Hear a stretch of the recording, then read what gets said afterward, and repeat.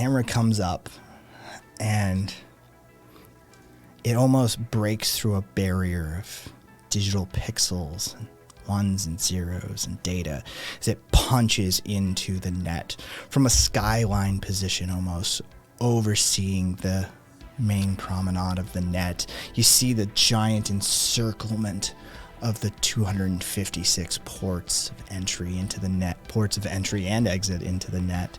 As it swoops down and past one, you see the busyness of all the avatars coming and going. Oh shit, that may have been a bunny dragon? I don't know.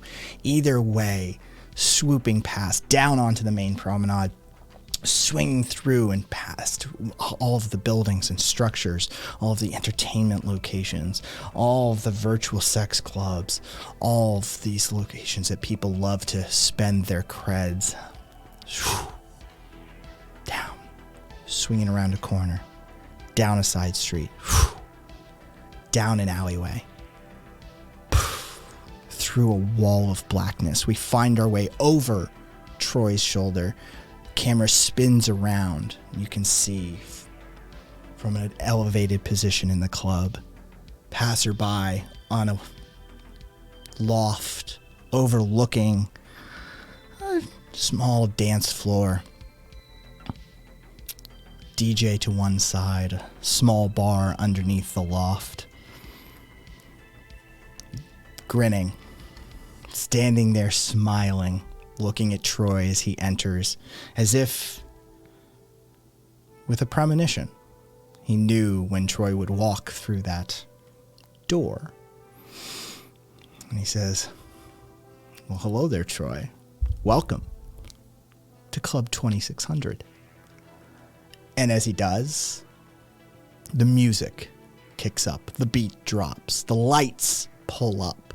The club itself seems to react to passerby's presence and will.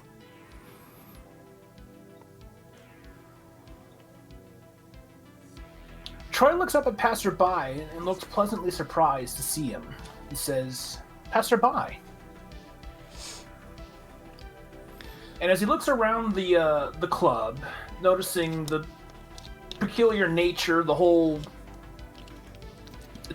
a club on the cyberspace that doesn't even really need to exist. He said, and processing the idea that this just existed, where his mind is saying there shouldn't be anything here at all. He looks around and looks back up to passerby and says, "I believe I'm experiencing a discrepancy." Even the meatbags, Troy, have a moment of weakness when they walk in here for the first time. It happens to everybody. What is the purpose of designing this place after a nightclub? I wish I could tell you that, Troy, but this is of an inheritance of sort. It's not necessarily of my design. You have not created this place? I've added my touches, but no.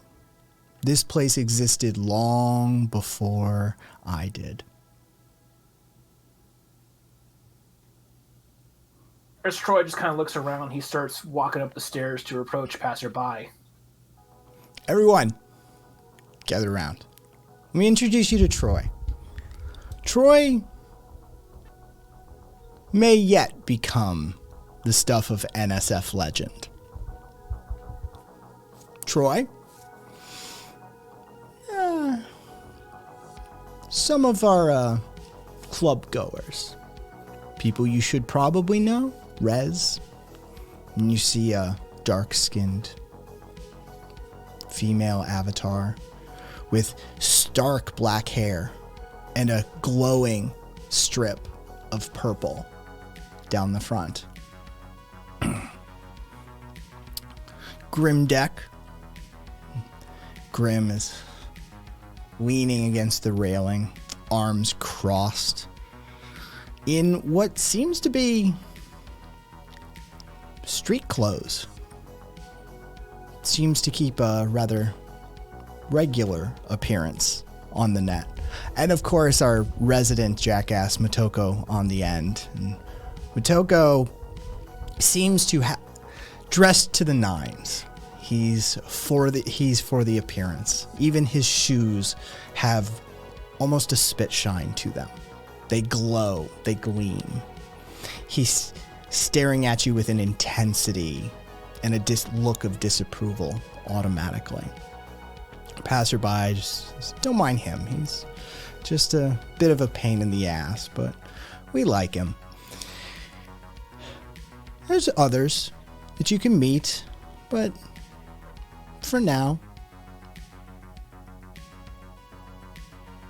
So Troy, what brings you to our home away from home? Away from home. I am searching for an individual going by the term Null Mage.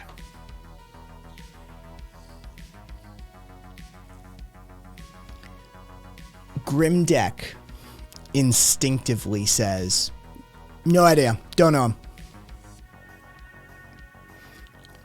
Passerby, on the other hand, glances at Grim and says, now. Little bit more hospitable than that. Rez, on the other hand, concerned, seemingly, asks, why? Who are you and why are you looking for Null? My friends asked me to. Motoko walks up and pokes you in the chest and says, who the fuck are your friends? Passerby reaches out and lowers his hand and says, I do believe we do need to have a discussion, though. Who has sent you here, Troy? Who are these friends? My friends are Dalton, Jacob, Karen, Patty, and Krill. Rez and Grimdank seem to their eyes start darting around. They seem to, for a moment, be elsewhere. Passerby, on the other hand, goes, well, it's good that you have friends, but why are you searching for Mage?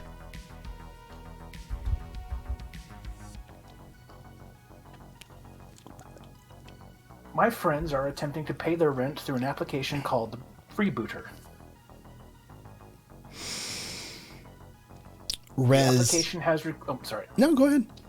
The application, for reasons they have not specified, the application has requested information or the location regarding the individual known as Null Mage.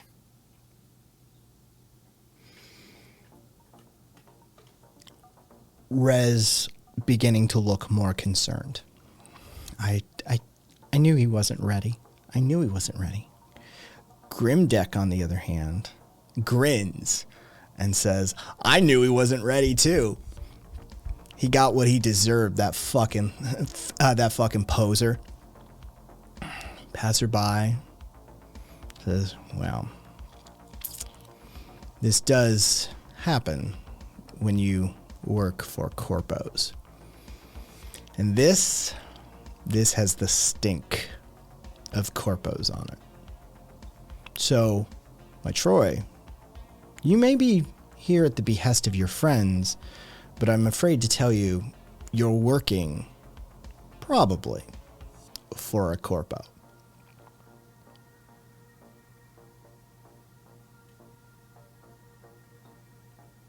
Can you elaborate on corpo?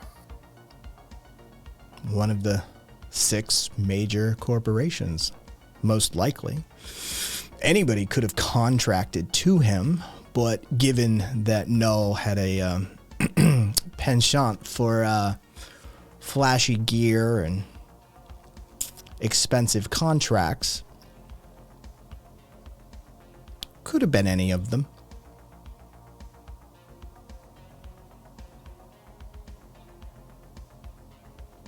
Is there a reason why I should I or should I not be working for a corpo?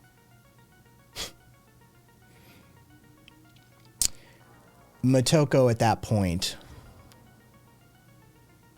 looks at passerby, walks up, and starts whispering into his ear very pointedly, saying something very specific. For the camera, for the all-seeing eye, for the audience, they can hear, you brought a fucking noob into the club. What did I tell you about that last fucking loser, Null Mage? He was all flash, no skills, and now you've brought somebody that doesn't even know the ramifications of working on a corpo, working for a corpo here. This is what I'm talking about. This is what's going to get us shut down. This is what's going to get us all caught. This is what's going to get us burned. And passerby just looks in and goes, not now. Toko sulks off to the corner. So, how did you end up here?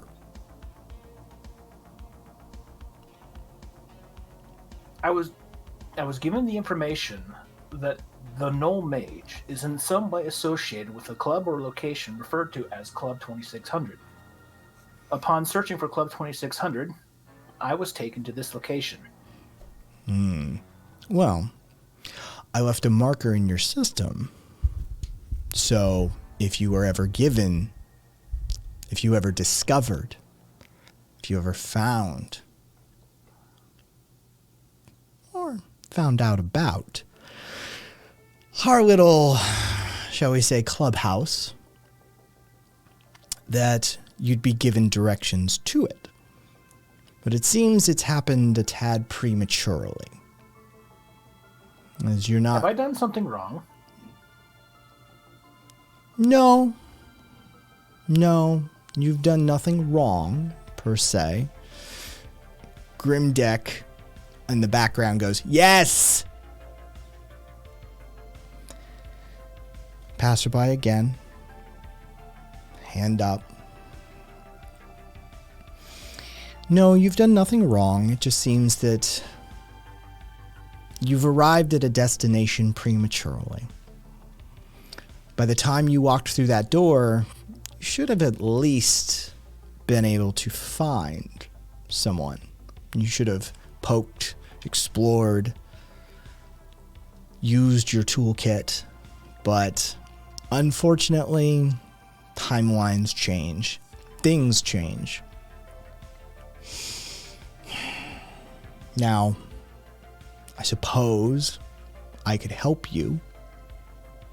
And the mere suggestion of him helping you, Motoko again snaps off and says, what, we're running fucking tutorials for noobs now? For fuck's sake, I thought this was a club for lead hackers. Now we got somebody who doesn't even know how to run a simple profile and trace in here. And as he says here, passerby just... and Motoko disappears.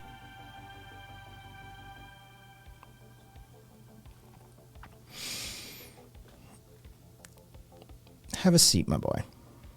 And he gestures to a booth in the corner. Trey follows suit and sits at the booth. Rez follows over. Grim says, yeah, I don't need a refresher course. Fuck this. And he goes down the stairs, and you see him approach the bar and sidle up to a few other patrons that are there.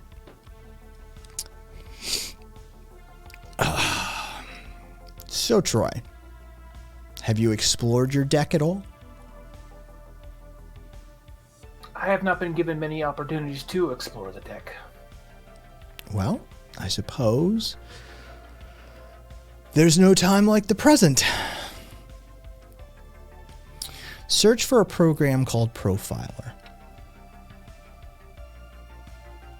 A series of little tiny holographic screens just kind of all pop up in front of Troy and stuff, of various applications and programs and lists.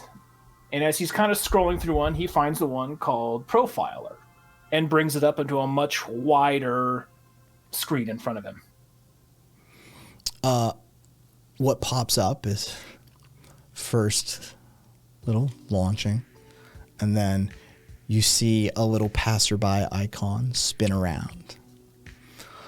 And the Profiler app is just running in the lower corner of your augmented vision.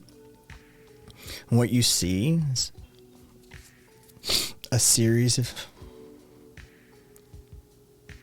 progress bar delineated. What you're looking at is a piece of software that is designed to scrape and gather data fragments, buffers, caches, stores that have yet to be cleared by the system, cleared by routers or switches, that have yet to be rewritten or erased from the memory. These pieces act as ghosts within the system of sorts. And if you gather enough data, you may be able to, not always, track a person's avatar, its movements through the net, through the system, and follow them back to wherever they may or may not originate from. These investigations, the data will take forms given the net. Sometimes it could be a simple glass, a mug, a seat that they sat in, a person they had a conversation with, a location that they spent time in. The data fragments take all forms, as data takes a variety of forms in the net. You have to look. You have to pay attention. You have to investigate. And as you do, if any data is relevant to the intended target, then what you will see is the progress bar will fill. Now the key is to start with a piece of information that you know is related to your target. Hence why I had you sit down here. As you look at that progress bar, it's filling. It's sliding to the right. And it gets to about 32%. Passerby says this was his favorite booth. And given his terrible OPSEC, I gathered there would be remnants here. And before I, or the club, wiped those remnants from existence, I figured they would serve of use to you. Rez, during all of this, is growing increasingly concerned. She's standing there, pacing, muttering to herself. I told him he wasn't ready. Of course he wasn't ready. I mean, just because you get the best equipment doesn't mean you're actually good. He was cocky, and he was a bit of an arrogant ass. Yeah, but he didn't mean badly. He didn't. I hope they. I can't. And she walks off. Passerby, sort of allowing this to happen on the side, continues. When and if that progress fills, you'll see the ability to launch the Trace app. In that moment, a ghost-like reconstruction of their avatar will present itself. Follow it. Do your best. Don't lose it. And remember, if you do lose it, you can always retrace your steps.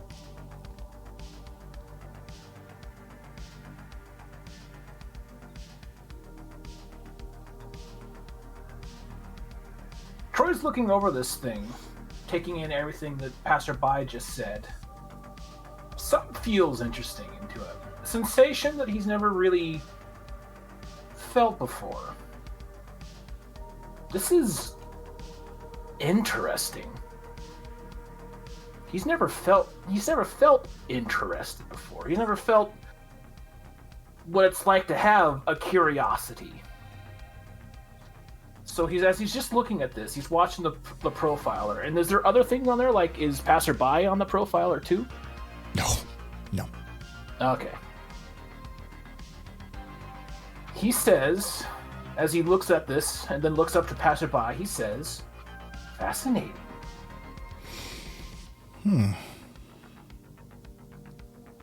It has curiosity.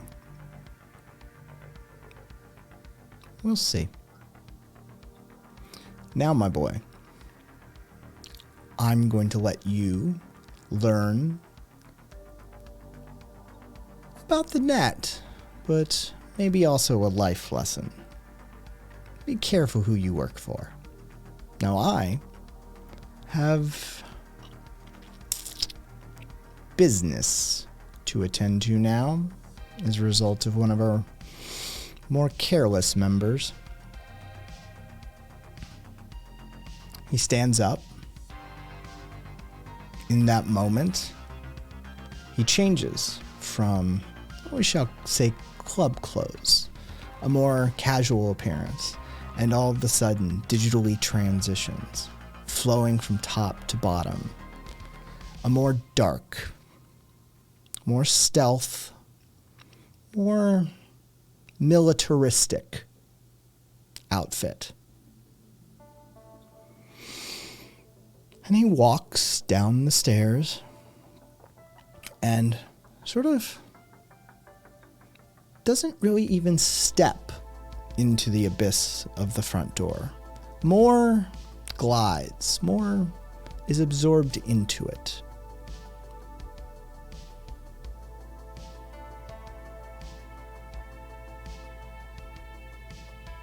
Troy gets up, and he's going to start looking around, and I'm guessing Matako, Rez, and Grimdeck are still in the club? They are amongst other patrons. I believe Rez was the closest one to him previously. So he's going to go up to Rez. He's just going to look up Rez up and down in their street clothes. And he feels compelled to ask them a question. He intended to already. He was going to ask him about Mage, but now he feels like they're associated with Passerby. Passerby is human. So he asks Rez, "Excuse me, are you human?" Rez,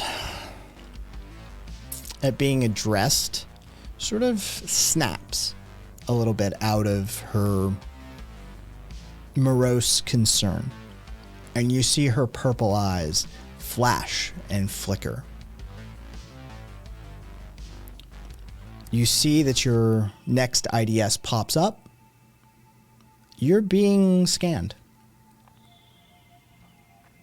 Do you do anything? This like a little icon that pops up in front of him or something? Yeah, it's a little warning icon that pops up in the bottom right-hand corner of your vision. That's just sort of an alert.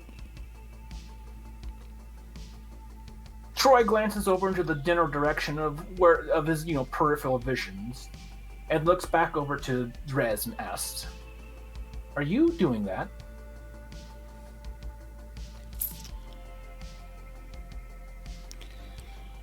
Of course, my dear. If you're going to want to know about me, I'm going to want to know about you. Is there something wrong with me? Curiosity is a two-way street.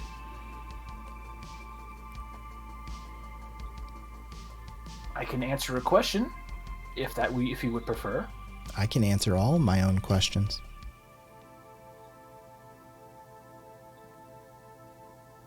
What is the nature of this scan?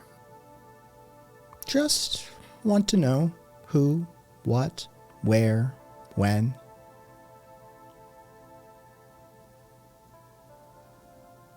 I have been advised against revealing that I am a Troybot. Oh, that, sweetie, I already know.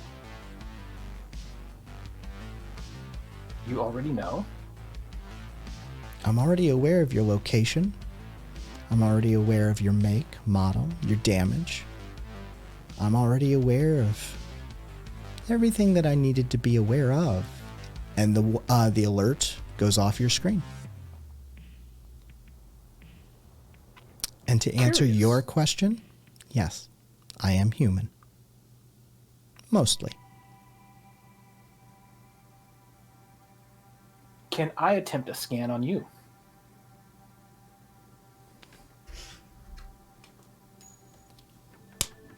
Turnabout is only fair play. Troy brings up his little scanning application on his little series of screens that pops up and brings up the same kind of scanning thing that his little icon warned him about, and attempts to make a scan on Rez.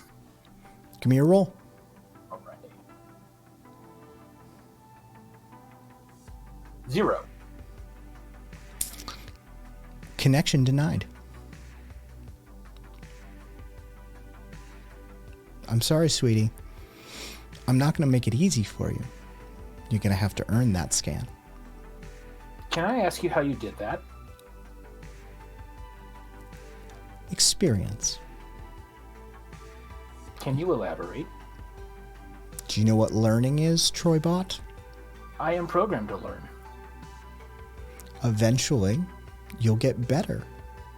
And when you get better, maybe you'll be able to best me. But it looks like today is not that day. I look forward to that day. I think Passerby does as well.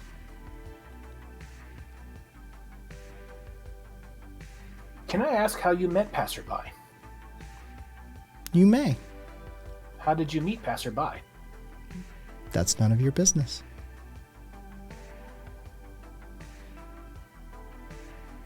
I have noticed that you, Matako, and Grimberg have been rather hesitant around me.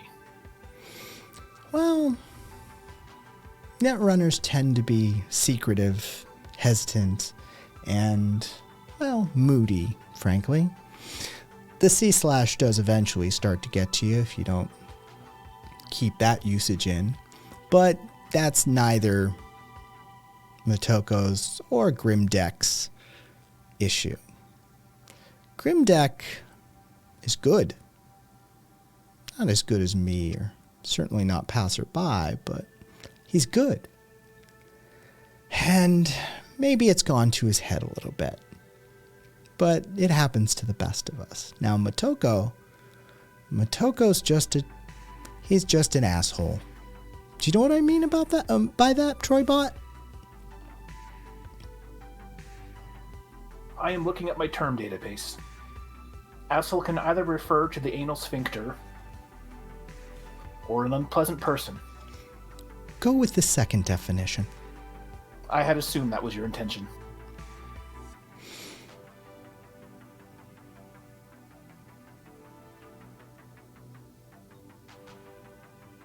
Can I ask you questions about the Null Mage?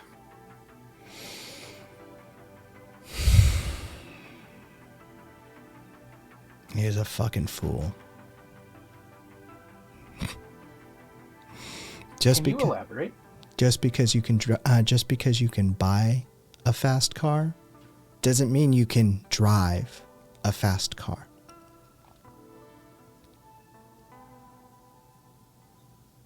I have seen my friend Dalton drive a fast car.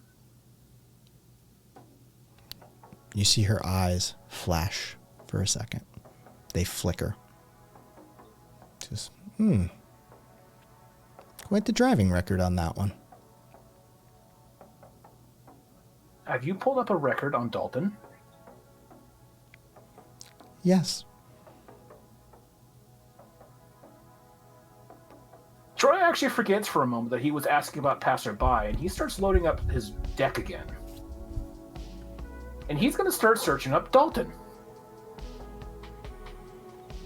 Okay, give me a roll. All right.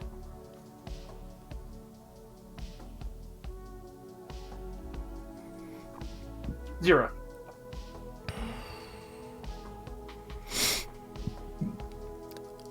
$14,128 potential results. He's gonna add Dalton's last name to that. Do you know Dalton's last name? Oh god, shit. I don't. Never mind. Well, okay, so the last name's gonna work. Then Troy's going to think cars, driving. He's gonna add those terms to that. Give me a roll. All right. -1.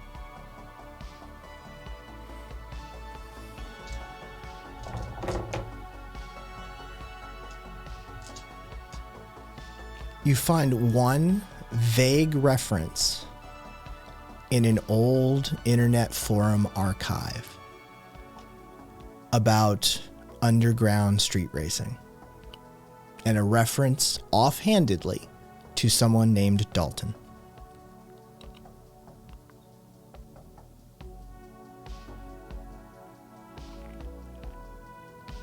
I believe I have more to learn about about the functionalities of this deck. Well, yes, most assuredly, Troybot. But Passerby's got a halfway decent eye on him, and he seems rather amused by you.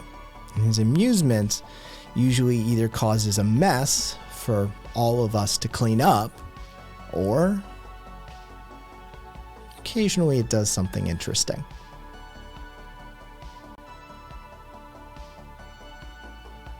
I have noticed similar phenomenon with my friends off of the net. Many times their actions will cause issues. Other times their actions will have surprising benefits. It's sort of the way humanity works, Troybot. You could say we're a roll of the dice. I find humans curious but illogical. I wonder if you'll ever be able to understand that illogicalness.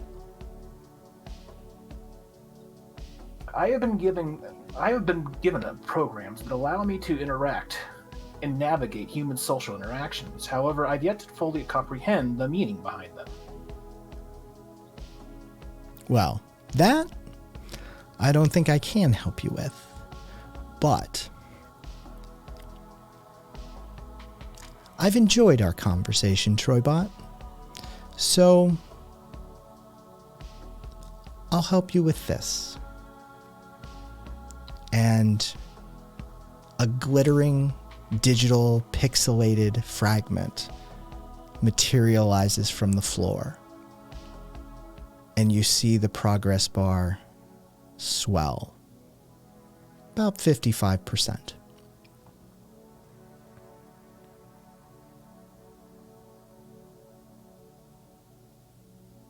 Troy looks at that, and he's pretty pleasantly surprised by that. And as he sees the bar load up and get bigger, he looks back over the res and asks, "Is there anything more that you can tell me about Mage, or would you prefer that I leave you alone?" He's a nerd. Good luck. 60%. Thank you. And as he walks off, he goes to... He's going to go to Grim Deck next. Grim is standing at the bar. Now, the bar has a few people at it, only 2 others. Grim standing there, and The software construct that serves as the bartender in this bar is just standing there motionless, but there is an empty shot glass in front of Grim.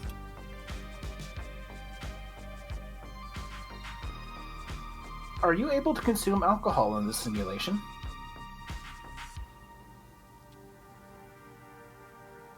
He just silently, without looking, without turning, the hand just sort of comes up in one motion, and a single finger is held.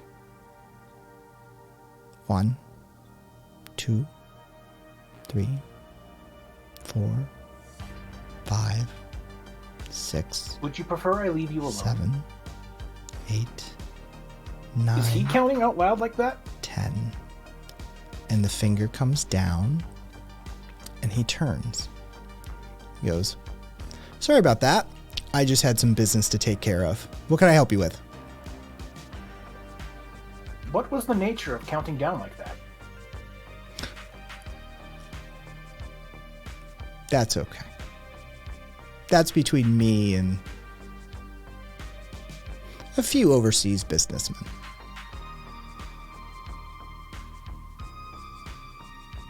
Are you human like Rez and Passerby? You see the IDS alert come up again. Rez attempted a scan like this previously. Is this necessary? The scan is over in a flash.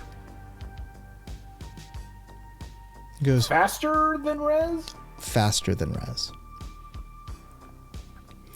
He says, "Oh, it was necessary. But at least I know what amuses passerby now. So, yes, I am human. And unlike a lot of these, let's call them lesser net runners, I am all human." Can you elaborate on that? Is Rez not all the way human? That's between you and Rez. You'll find, Troybot, that Netrunner's business is Netrunner's business. I have noticed that you, Rez, and Passerby have been particularly secretive with your information.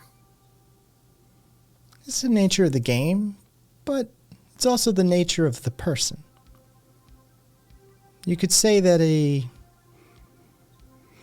there's a Netrunner type.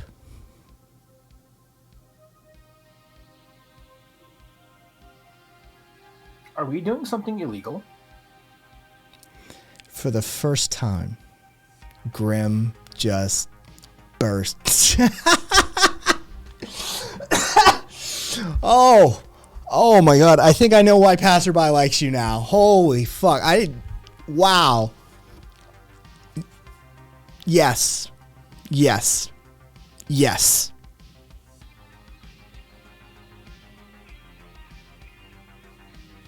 A few little, logical paths kind of click on Troy, and he goes, "I think I understand why you're so secretive with your information now."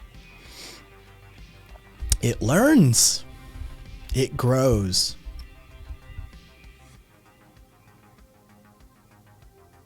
I will promise not to deliver any information that I have learned today to the authorities. For your own good, I'd keep it that way. He turns around, looks at the bartender construct, says, "One more." A shot glass full of glowing blue liquid appears before him. And he takes it. He holds it while looking at you. And he says, "Now, I have business to get to. What did you want?" Troy's actually full of a lot of questions that he wants to ask Sonny, just witnessing that alone. But now that he's aware that Grimm kind of has limited time, and he does technically have a mission to fulfill, he does ask, are there questions? Am I allowed, or is there any information about Mage, this Null Mage, that you are willing to divulge? Oh, that fucking wannabe. You know what? He was so sloppy with his OPSEC, he left logs and data fragments all over this club. I've been collecting them for weeks. Now, tell you what. You make it worth my while, Troybot. I'll just hand them over. Worth your while? What would you like? What do you have? And he downs the shot, slams it upside down on the bar, and you see the fucking light, the energy in those irises just surge. By the way, this glowing liquid, that wouldn't perhaps be anyway kind of similar to the liquid that the bartender that one time put inside the drink? Now, who are you asking? Are you asking the GM or are you asking Grimm? I'm asking the GM. Troy's trying to figure out, does that look like the stuff that Avery gave him? It does. That's interesting. Troy notes that, but he doesn't comment on that just yet. Instead, he's thinking. Netrunners. He's learned a few things about them now in the few minutes he's been here. What could he do? And you remember something that Passerby mentioned that he liked about Troy particularly. And so Troy looks back to Grimm and says, I am capable of navigating the hardware layer without any issues or trouble.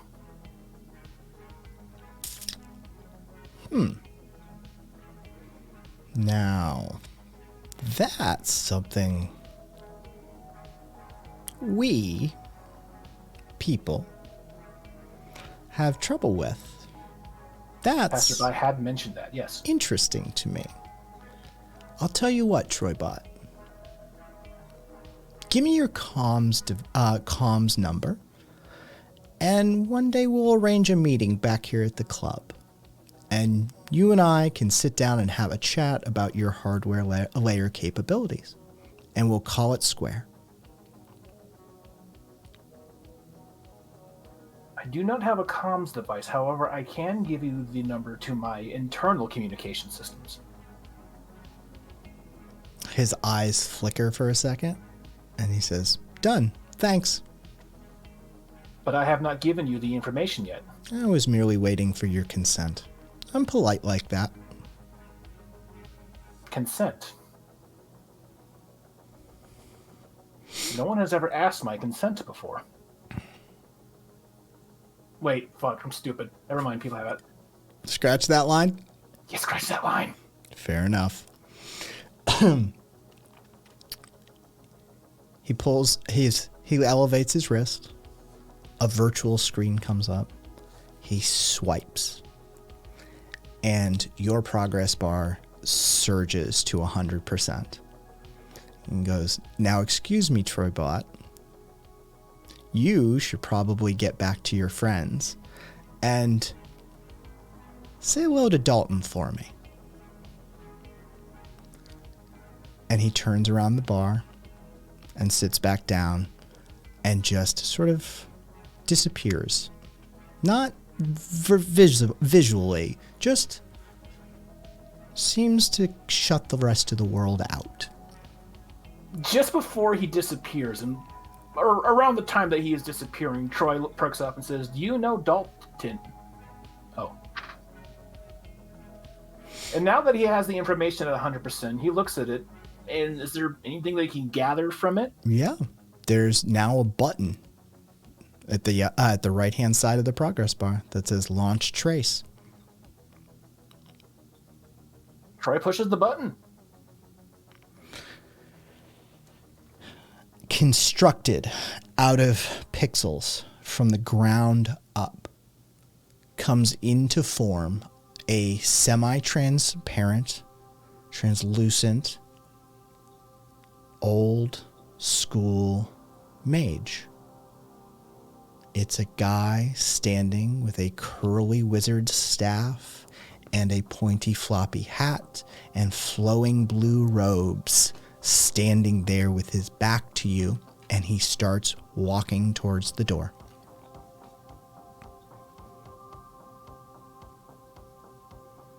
Troy just kind of tilts his head curiously and says, "Curious," and begins following behind the mage straight through the door. When you get outside, give me an investigation roll.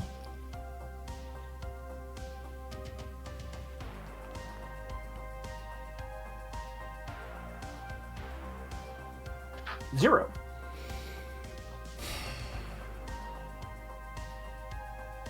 You just glance. You see him just turn the corner around the right, down the right-hand side of the alley. Troy hustles, trying to keep up with him. That looked like he kind of almost lost him a minute there. You see the mage, and you see the tip of the hat and the tip of the staff sort of over and through some of the avatars that are on the main promenade. Give me a roll.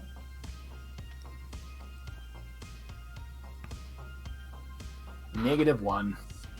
He seems to have disappeared on the other side of the promenade, heading towards one of the gates. Troy picks up his pace a bit. He's starting to run now, and he's going to head in that general direction of about where it looked like the ghostly image disappeared. There's two directions that branch off from there that heads towards into various ports.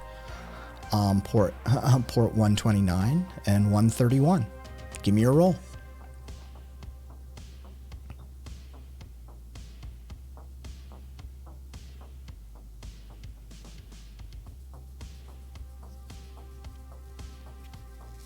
-1. You're not sure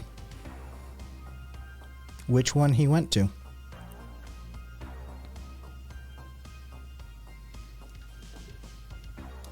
Troy's thinking, Troy's trying to process.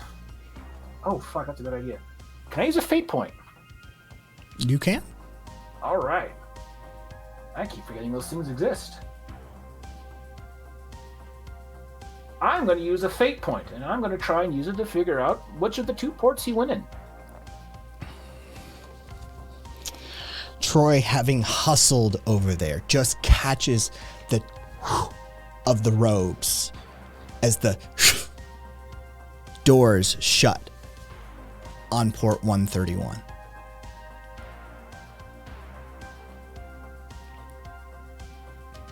Well, since those doors just shut on 131, he's going to go down to 129. The doors do not indicate you can't go that way. Oh, okay. Then he's going to go through the doors that just shut. He's going to go through 131. The doors open. You see on the other side what looks to be a transit station, a virtual subway, a pipeline, a backbone. This is where data flows and moves through the network. You see the back of a wizard, ghostly apparition, walk through the doors of a train that's waiting. Troy books it for those doors. He really doesn't want this thing to get away again. The doors open. You board the train. And you're on the train with a ghostly apparition of a mage. The transit time takes mere milliseconds. And you find yourself at a new, large, brightly lit train station. Large glass dome over it. The doors open. Others start to disembark. The ghostly apparition follows suit. Give me a roll.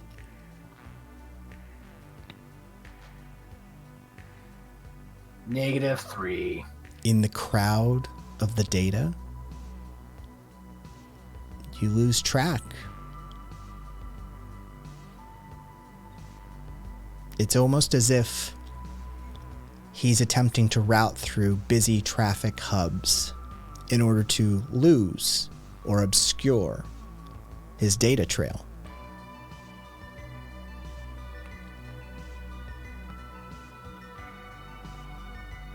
I'm going to spend another fate point, but I'm going to ask real quick. In spending this fate point, can Troy do something interesting? Hit me. He's a machine. Mm-hmm. He's already made out of circuitry, and he already is basically this world. Could he kind of pull like a Neo and like basically fly, get himself to a better vantage point? Or is that not possible on this level, even with his abilities? It's possible, but Troy is not yet capable of it. Okay. Troy hasn't learned that that such things are possible for certain people. The typical avatars, they aren't capable of flying. These transits are not designed for their data to alter or move past or out of the protocols, but somebody who was capable of, say, rewriting a protocol on the fly might be able to. But Troy has yet to discover said capability. Well then, I won't fly, but I think I will spend another fate point, if that's alright. And he's going to start pushing his way through the crowd. He's going to make general assessments of the direction it went to.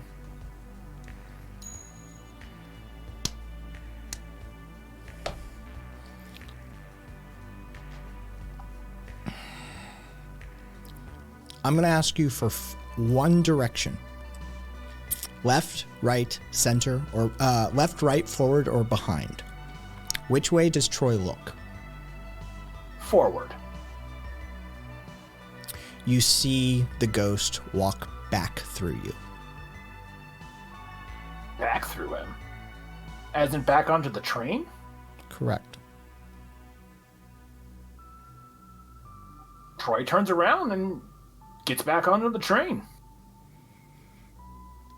The ghost, seemingly having doubled back onto the train, follows it to its next stop. Troy's looking at this thing. That was weird. What? Why double back like that? Why get off if he's just getting back on? Maybe there is something up with this guy after all. All the other humans are like, about him. The train continues to leave this station. Large, glittering data hub, one of the major providers. And as it leaves the train station, you look out the windows, what you find is that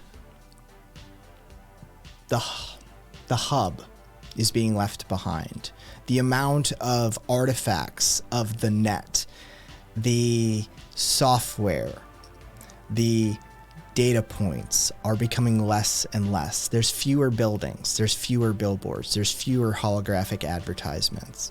You seemingly going towards less traveled, lower bandwidth areas.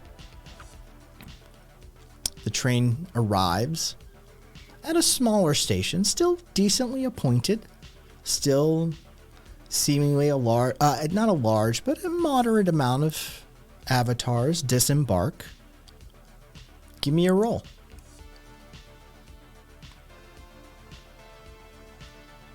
+1. The ghost walks out of the train station, goes out into the street, walks into a building, seemingly a cafe of sorts.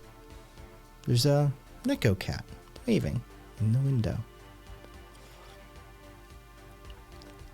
He walks back out of the cafe, walks in another door of the train station, and boards a separate, different train. Troy books it for that train. that train leaving a perpendicular direction to this station, heading off in an entirely separate area, heading off to a different portion of the net, a different portion of the city, a different portion of the actual network layer itself, pulls into another train station. Only this time, it's smaller. There's seemingly less people here. Give me a roll.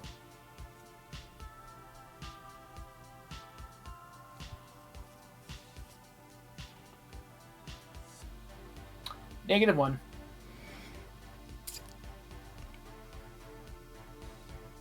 Left or right? Troy's gonna go right. Through the crowd, decreasingly so, you see the ghostly avatar disembark the train and head out onto the street from the train station.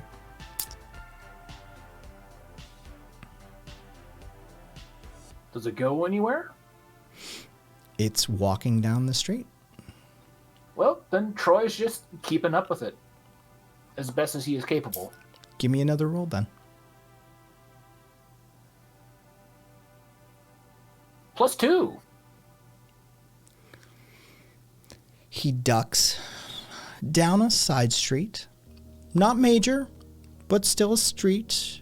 Nonetheless, not quite an alleyway. And as he approaches, you see him walk up to a building. It's an apartment building. He walks up to the apartment building, and you see this ghostly apparition just float up to a door and pass through it. Give me a roll.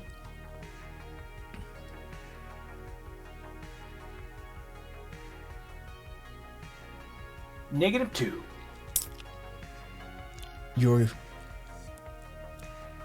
You're aware of the building in which Null Mage at least seemingly originates from. Would you like to attempt anything?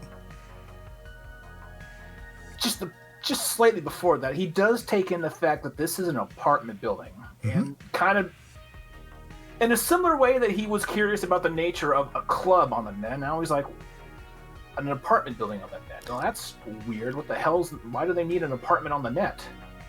Before, yeah, he attempts to go through the door in the same way that the apparition of Null Mage did. Give me a roll. 0.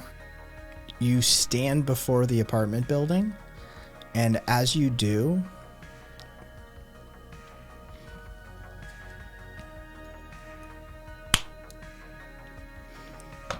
everything goes white, and we cut back to our cruise in the real world. How do we find everyone else?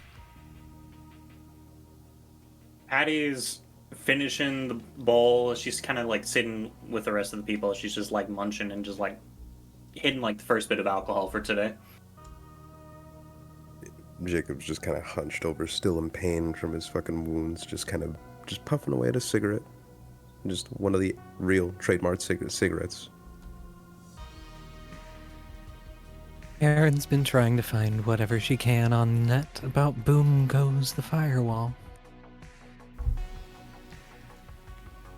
Dalton and Krill are collecting or investigating over at Jacob's apartment. Last we left you guys, you are already in the car. Okay. Yeah, we were driving back.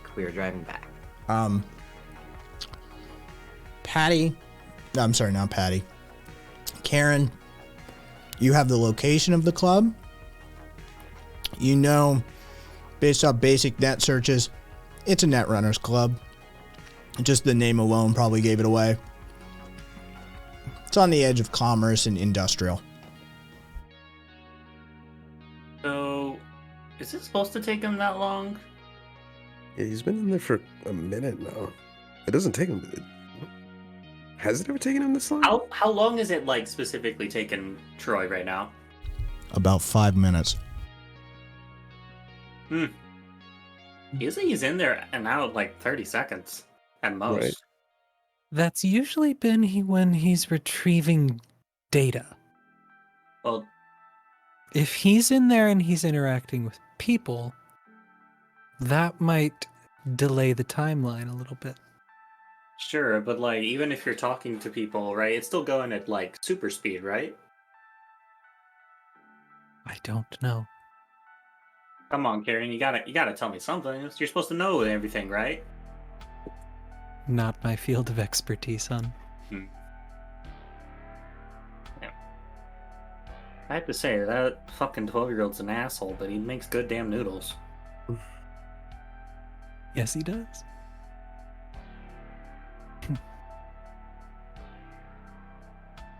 Are you fucking sure we can't get like a car and like, or walk there or something?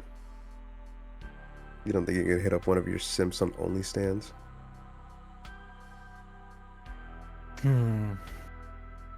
Well, we would still have to walk through this nasty storm to meet them. And you telling Either me way, As Karen says that, there's a weather alert. Good news, NSF residents. It seems the sandstorms is dying down. Oh, look.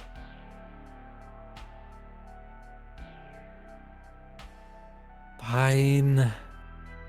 I guess we can go. I'm just saying, is if you want to like show off your legs to your fans, you know, taking a walk never hurt.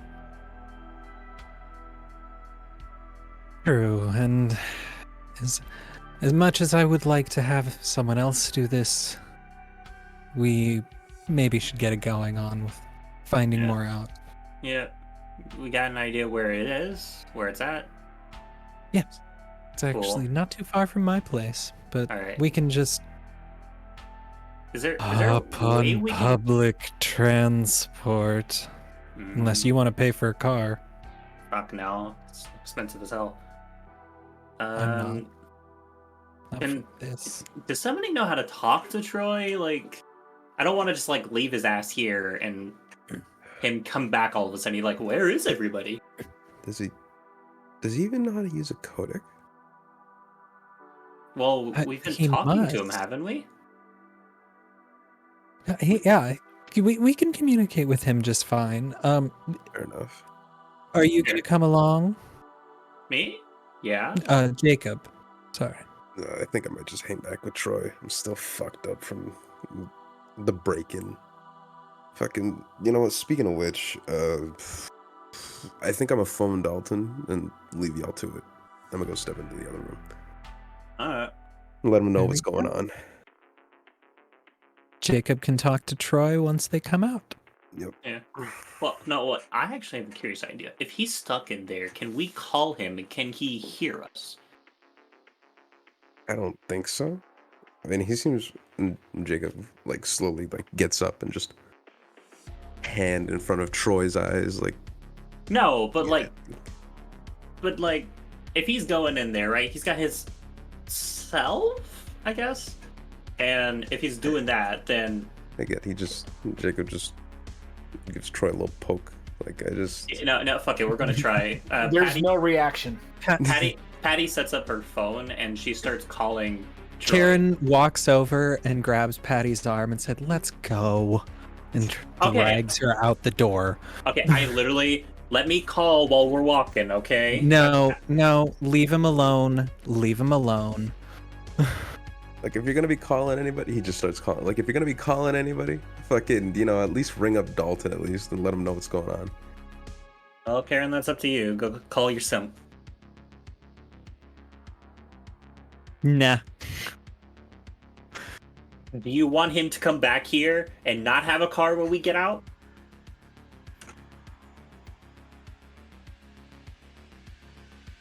You do.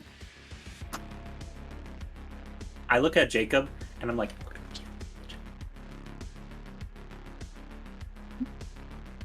Just hands up, just not say anything. yeah. Well, Jacob said he was going to call Dalton, so just tell him we're going to wherever it is. What was the name of the place again, Karen? Boom goes the firewall. All right, I'll let him. Do you think? He just thinks for a second. Like, do you think he should round back here and pick up Troy, and then pick y'all up, or should he just go fetch y'all wherever you're going? Well, he's probably going to pick you up regardless, so same difference. All right. I'll let him know. Here, before you go for some of the pain, here you go. What are these? Just pain relief and shit. You know, you got one for now. It'll help you on like the earlier dose, and then you've got like a lighter one. It'll be like more chill towards the end. And with that, he takes the pills and just pops both of them, just without hesitation.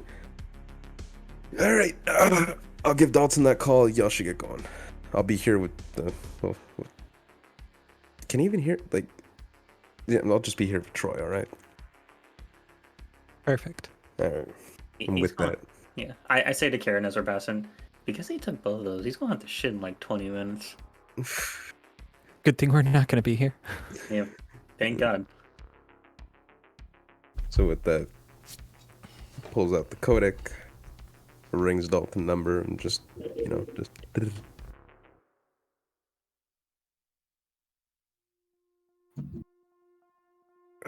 Dalton picks up. Hey, what's going on, Jacob? Hey, you guys on the road yet? Yeah, we just got driving. We'll be there in a few minutes. Oh, okay. So two things. Y'all find out anything? I'm gonna be honest with you. Patty worked me pretty hard. I stayed in the car. Krill's been glazed over for the last little while with all the data she collected. I assume she's just gonna vomit it out to you when we arrive. All right. Well, okay. So two things. We think Troy's been taking a while to find to be. He's still in the net as we speak, and we're thinking that he's kind of involved with some stuff over there. But two, it looks like Karen found that club that they were talking about, that firewall something or whatever. So we're gonna need you, just swing back by the base, pick me and Troy up, and we're gonna be heading out to meet up with the girls at the club. It's like some Netrunner cafe or something or other. Okay. You're not going with them? No, you know what? I figured I might as well go anyways. Fucking Patty gave me some shit that'll even me out, so I think I should be all right. Okay, I got you. Yeah, I'll do that. Yeah, For sure. we'll be there I'm soon. gonna I'm gonna take a quick power nap. All right, wake me up when you get here. Yeah, you definitely do that. You had a bit of a situation. You take it easy. All right, for sure. Click.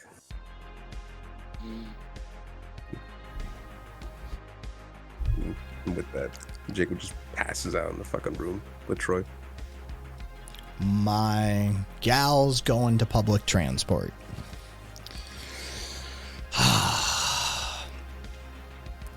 You leave the alleyway and you start making your way up the city streets. And I mean, this is where it gets hustly and bustly. It gets loud. It gets frantic. It gets frenetic, right? There's a lot of advertising bombarding you. There's a lot of people going by. There's a lot of street noise that's occurring. As you find your way up these levels, the commerce section has multiple, but you are headed towards, because you are right by the city center main terminal hub where all transit goes through. Right, like it all goes through here. Drone transit, the public transportation, the road traffic. You are headed towards the largest transportation hub in the city. As you make your way, you breach the surface sort of situation. And it is a large facility. And it has this sort of bluish, clear glass structure over it. It's this nanosilicate composite glass that's used in these sort of mega structures that are constructed in the NSF. And it is tunneled down as well. This is a facility that is high and low, and there are roads going through it, subways going through it, aero drones going through it, people coming and going. As you walk into the through some of the main doors to this complex, Karen and Patty both give me rolls. +1. Also +1. Okay, so I need to do some quick math. Give me a sec.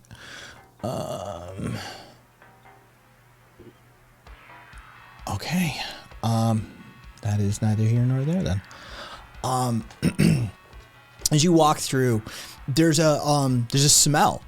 The building has its own scent to it, and it is much more pleasant than the street side. The air is fresher here.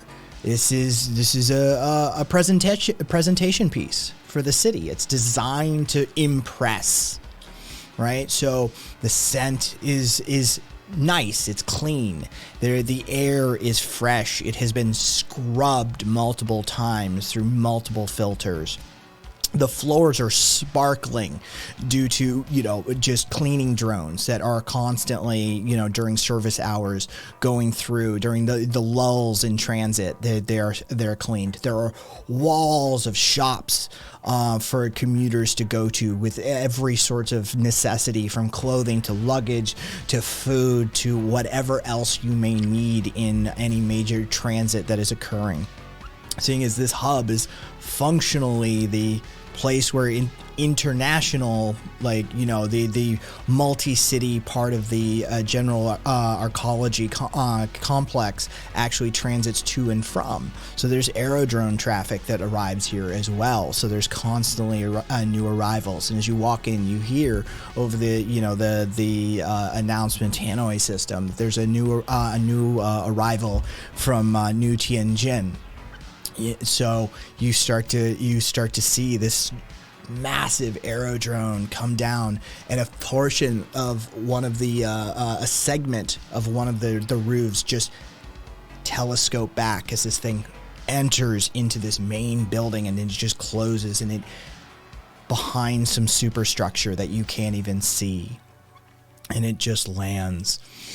You find your way through. There's a large holographic board that indicates directionality and trains and subway station and stop that is headed to and fro and where you need to go. Not difficult, no rolls needed. This is a very simple process. It's designed to be simple. It's designed to be very straightforward. As you stand there and check the board, Patty, give me a roll.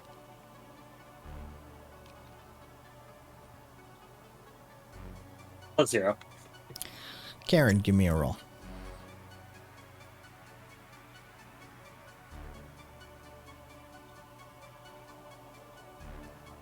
-2. Cool. That's rough. You both start walking your way towards your terminal. There's a transport that you board that will take you off to that extension, that portion of the superstructure that then allows you to arrive at allows you to arrive at your transit terminal. There's a brief wait while the next train system arrives. I fucking tell you, Karen, they don't pull any of that shit out where I'm fucking living, right? You got I could literally breathe the air and not feel like I want to throw up for a minute. What the fuck? Yep. I would come here as a kid for that exact reason. Why do you think my lungs are still good? So what you're telling me is they roll out the fucking red carpet for these motherfuckers from another fucking town, but they won't even give a shit about the other people that live here their entire fucking life? Do you have money? Are you missing my point? These motherfuckers, people like me or Dalton or Jacob, bleed in this goddamn city every fucking day. And just wash it off like it's fucking nothing. Yep. Fucking bogey We bitches. are a number to most of these people, a large majority of them, really. Just a number and a smear under their shoe. You know?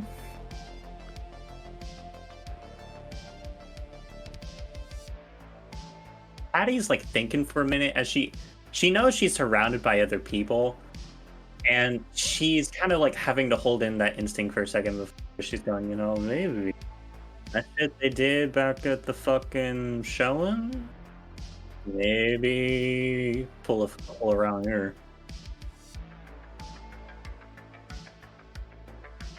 I'm sorry, what was that? I'm just saying the floor is a little too clean.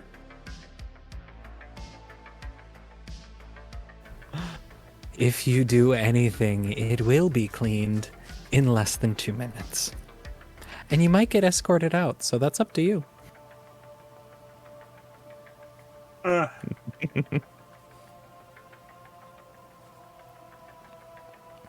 Rolls from both of you.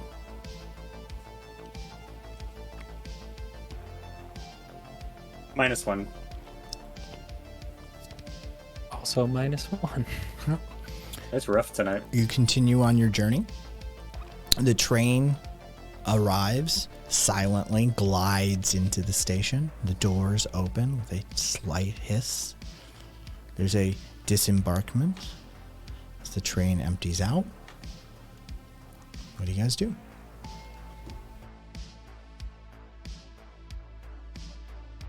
All right. Karen looks for the nearest open seat. I thought we stepped out.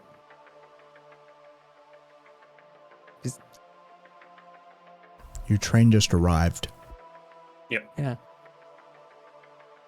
Okay, I was just confused. Karen boards the train and looks for the closest seat to sit down. Okay, cool. We switched chains. Got it. My brain got confused. I was like, what? Yeah. All right. I'm looking around, and eventually I'm just gonna like hold my arm on like one of the things. I'm just gonna like stand up a little bit. It takes but a few moments, frankly, to go from the city center out to, as there's a straight line track from that main terminal hub to a station either before that requires a little more walking or just after that requires less walking. The one after disembarks in the industrial zone. The one before disembarks in the commerce zone.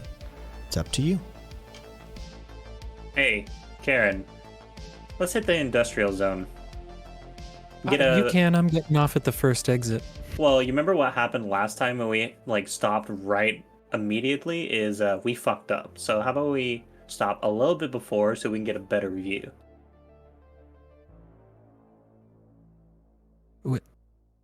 What are you talking? What? I'm saying is, last time Dalton stopped right at the job, so let's not do that this time. Oh, I'm gonna stop at the first one and walk through the commerce zone. It's a longer walk, but I don't want to go into the industrial zone. Wait, is the Not industrial today. longer or closer? It's the one that's past, but slightly closer. Okay. Alright, cool. I'm mishearing everything tonight. That's fine. Alright.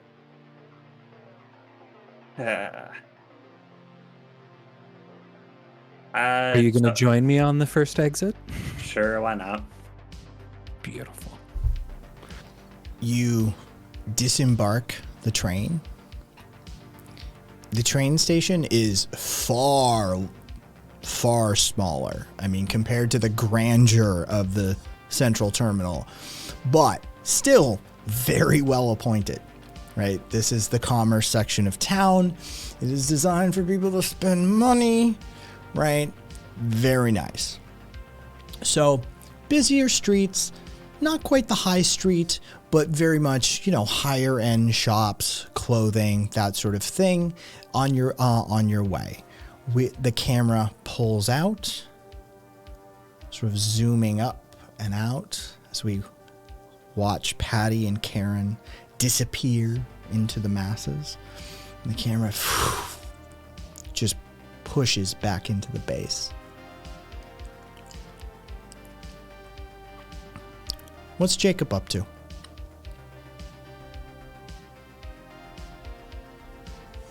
As of right now, the pills are kicking his fucking ass, and he is currently just fucking huddled over the fucking ground, just clutching at his fucking stomach, just waiting for fucking Troy to wake up or something, just something to happen. Or at least to hear Dalton. As we see Jacob suffering through the pills, kicking his ass, the camera again, and it pushes down again and finds a roadbed, falling the road surface, swooping left, right, past traffic. And we find the back of a Supra, and right through the back window. How do we find Dalton and Krill? Dalton is just speeding through, well, not speeding through traffic, but like kind of like playing a little hard and loose, like just weaving through people he doesn't want to sit behind, while simultaneously bothering the shit out of Krill. So cleaning shrimp, they make a short little dance with their waving their antennas, and that's to entice fish, you see. So they reside in small crevices and caves in like old Australia's coastal reefs, where they serve as what's known as cleaning stations. It's really wild if you think about it. I mean, shrimp are crazy creatures. That's... Krill kind of just sits there for a second. That's fascinating, Dalton. Yeah. I don't know why I know so much about shrimp, but to be honest, like, there's one that can like punch at like 100 miles an hour. It's a whole thing. He does a quick scan. The peacock shrimp. There you go. Yeah, now you're on my page. Incredible. Capable of creating such pressure that it can even make a small ignited force of fire, even in the depths of underwater. Yes. See, this is the kind of thing I was looking forward to.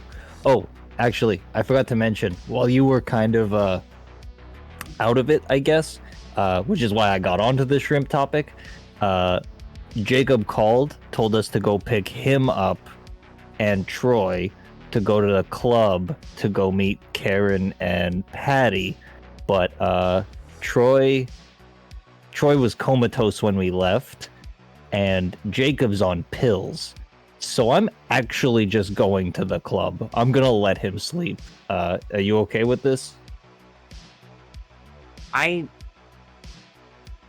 know that we just went to Jacob's place to collect information, but we can give the information to Karen or Patty. At this point, Jacob's pretty fucking high. I can see the efficiency in your understanding. Yeah. Let them sleep it off. Yeah, no disrespect, but he just got his ass kicked for like an entire day, so give him some time. Even I had REM sleep for the first time in a while. Damn nightmares, though. But besides that, great.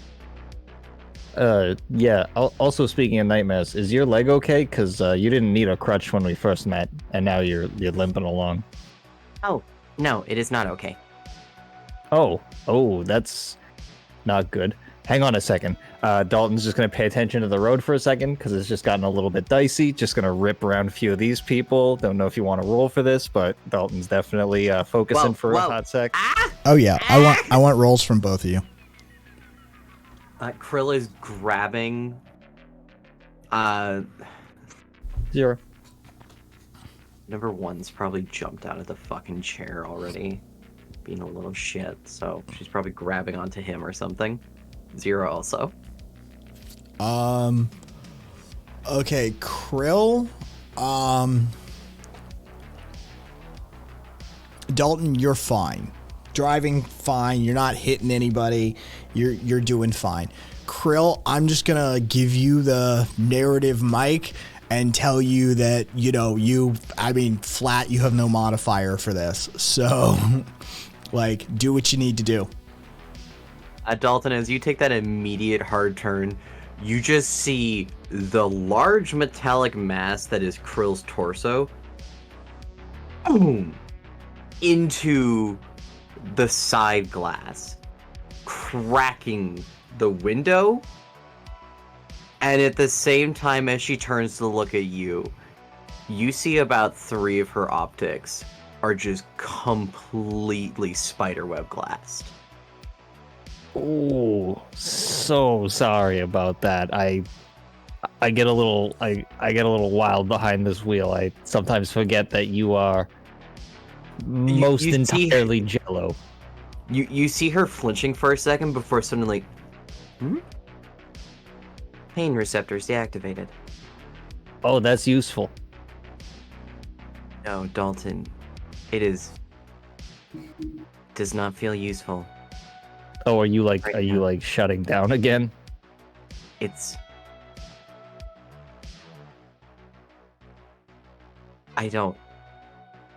hurts really badly right now, but I don't know if it's getting worse pain or better pain. I won't know if it's calming down or not. I just need to not feel it this millisecond right now. Fuck. Why do I okay. fall apart around all of you? Fuck! And she just you just kind of see all of the drones in the back seat just kind of suddenly all their legs and armatures click back in. They turn into their idle modes. T-posing. No, more like you can see 2 shaking a little. Dalton feeling genuinely bad for forgetting that you're basically one vertebrae holding up a mass. It's not your fault. Like I said, it's not an excuse. It's kind of like an idiot thing, but I do tend to rip this car a little bit, and maybe I have been a little negligent of the fact that you can't really handle that. I don't know a solution. I can maybe get a car seat for a baby or something, but I don't know. But I will try to not whip around bends with you. It's just very hard to make that promise because it's so tempting every time I come across a bend. And you see her pick a flake of glass out of one of her optical sockets. It's not your fault I'm poorly built. Yeah, it is your fault you're poorly built, and that window, it's gonna cost. So we'll talk. Don't worry about it. We'll talk about it later. Dalton, you could have at least even asked if this was my design. And you see her take that piece of glass and put it in an inner pocket in her little tan jacket. Nothing about this was my choice. That, and she points to the row of drones in the back. That is my choice. I actually never considered that, and I did assume that you elected a bunch of this for yourself. That concept's just hitting me that maybe someone did this to you. Do I think borging out is innately a negative thing? No. But I was built. I was scrapped together. Dalton's White. confliction with his inherent biases is very apparent on his face. Just like really like, oh, that's messed up. His face was digitally removed from all of my memory banks. His name is missing. But I can still remember his disgusting, heavy breathing every time he operated on me. Brutal. It's kind of why I don't like dreaming. Dalton is going to kind of like face forward, and after all the like dumb crap he's been talking into Krill's ear for the last 10 minutes of driving, kind of just like uncharacteristically like focuses forward driving. Why do you all call me a fish, by the way? I mean, I grew up where I grew up. Me and my friends used to call each other names based on all kinds of silly stuff. It's just meant to be friendly. I'm just a hunk of metal, though. I don't understand what you're all seeing. Okay, so arthropods are like they're like sectional crustaceans that are held together by like tendons, ligaments, and like stringy stuff. And so basically your whole deal makes you very amenable to a crustacean. So fish monster, true crab, all that kind of stuff that I've been calling you is endearing. I will be real.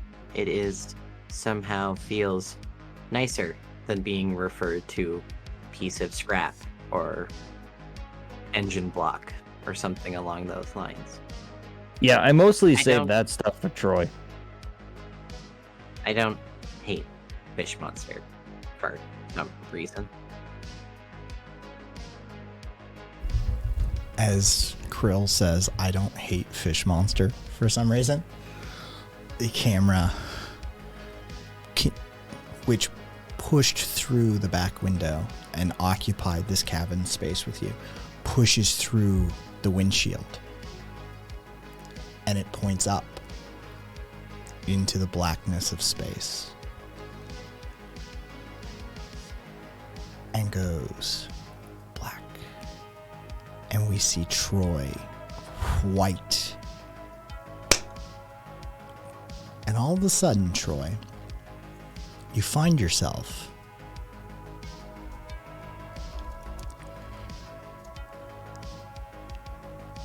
surrounded by stone with a metal gate behind you. To your left and right seem to be pits of lava. Ahead of you, across an open expanse of floor, tiles, 7 wide, 6 across. There's a raised area on which stands a giant wizard, and he bellows, "Who dares enter my sanctuary?" Troy just kind of looks around at this absolutely bizarre scene as far as he's concerned, and just looks up to, I'm assuming this wizard is in the same likeness of Null Mage. It is only now corporeal. It is no longer Oh, so we're actually translucent. looking at Null Mage then. I didn't say that. Oh, okay. I said it is no longer translucent, but it is a giant version of it, standing, towering, looming over you. Troy just looks around. He looks up at the giant wizard and says, "This domain seems illogical." He who dare trespass into this holy sanctuary must face trial by combat. I welcome you to Chambers and Cyclops.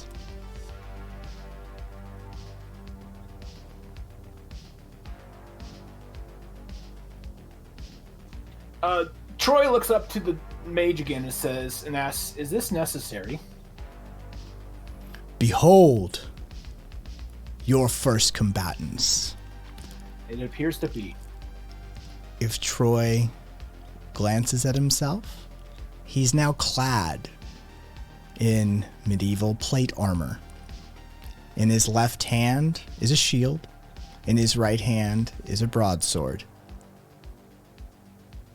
On your in your augmented vision, you have a stat block that's telling you you have +4 to your attack, +3 to your defense, 4 AP, and 7 HP. Give me a roll. Okay. Just real quick, as he's looking at this stuff and he realizes he's in a slightly different appearance, he just goes, "Peculiar." +2. To get on beneath the 3 wide elevated plinth of sorts that the mage is standing upon are two metal gates, and with a creak and a screech of metal on stone, they rise up and clatter forth. 2 skeletons armed with swords on either side. Your move. Is there something in front of Troy that he can step onto? The entirety of the platform. Oh, okay. Troy steps onto the platform. You have 4 AP to work with. You have 7 squares by 6 squares. And right now there are 2 skeletons just in front of those 2 locations that I indicated to you. Okay, so then they're on the grid. Yep. All right. And I can just go in any direction on this grid? Uh-huh. All right. Troy takes a couple steps forward. Say up 2 spaces. Okay.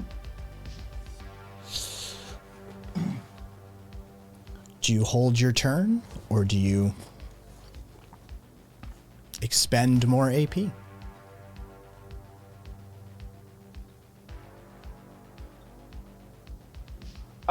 Troy's going to walk. So it's 1 AP per move on the thing. Uh-huh. Okay, so I've already used 2. And if you wish to attack, I bet that costs something too.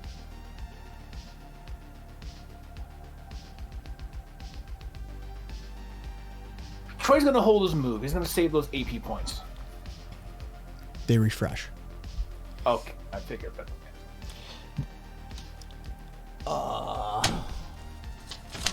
One sec. Let me pull my stat. Plus, he wants to see what's their turn like. What do they do?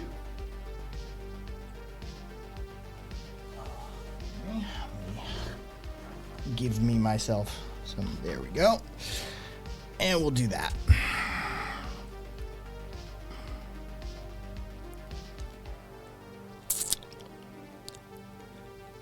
The one to your right steps forward 2 steps, and spikes come up from the ground. The one to your left moves forward 3 steps.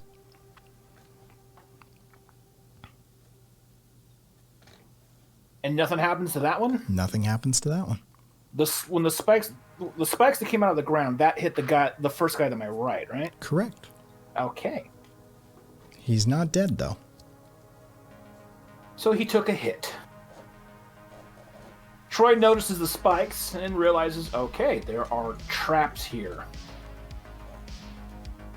And he turns to the one to his left. And he takes a step to the square in front of him, between the one to his left and him. You lose an HP. Spikes spring from the ground. Of course. How much HP do I have? Alright, so I'm at 8 now, or 6 now.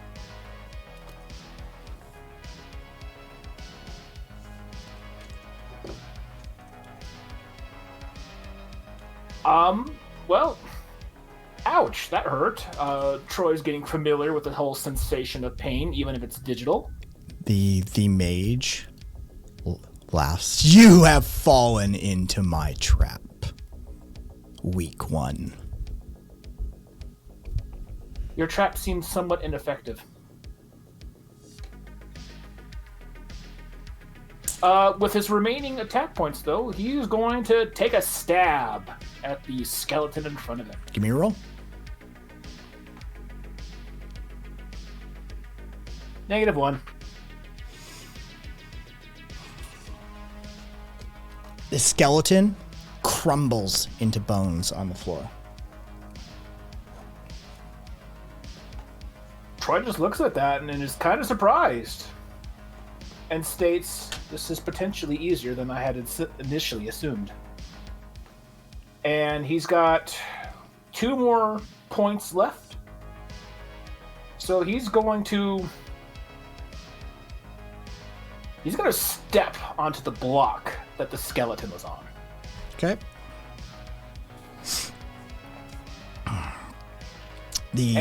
Go ahead. And well, since if nothing happens on that block while he's on it, he's going to move up to the previous one that the skeleton was just on when he approached. Okay. And since I think he's out of AP points now, that's his turn. Okay. The skeleton across from you moves back 1, towards you 1, towards you 1.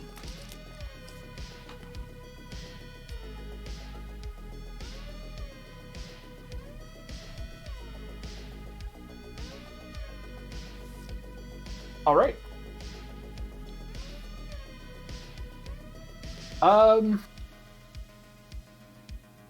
Troy looks to the tile on his left and wondering, is this another spike trap? Is it? He taps it with his sword. When you say to his left. So, let's say Troy is facing the mage. The block that would be to his left. Nothing happens. Okay. Well, taking that probably means that everything's okay. He steps onto the block. All right.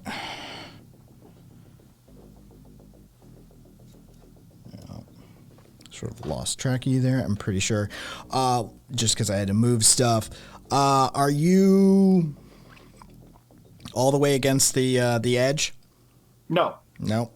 Show me where you are on yours, please. Sorry, I had to lose mine. And Come on. There we go. You see the X? Yes. Okay. Three, the X is Troy, down, the 2 2 across. circles is the across. skeletons. Got it. Thank you. 3 down, 3 over. Okay. Skeleton moves down 1 and should be technically in front of you, or adjacent to you. Yes. The skeleton is going to strike.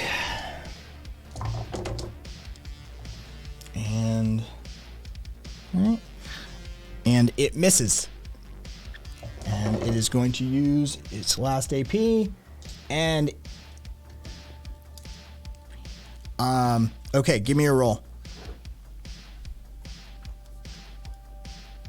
-2. Okay. You should have. Where we go? Okay. 1. Take 2 damage. Ouch.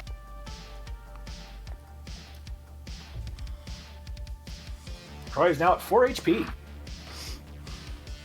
Your turn. I'm guessing that way he attacked twice? Yes.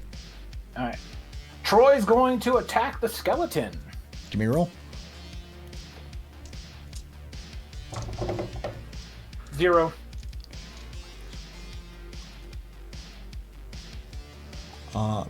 That puts you...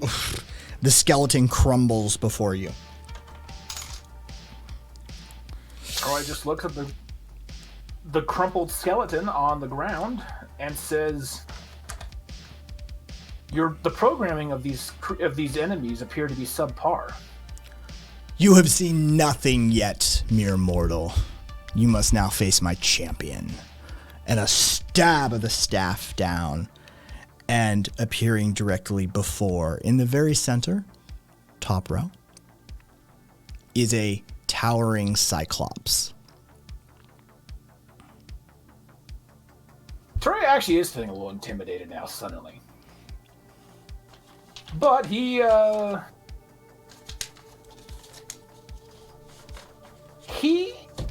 doubles back a bit. He goes 1 to the right, no, 1 to the left, 1 down, and then 1 to the right. Okay. That's 3 AP. Standing next to where the trap used to be, right? Yes. Okay. The Cyclops moves forward 2 spaces.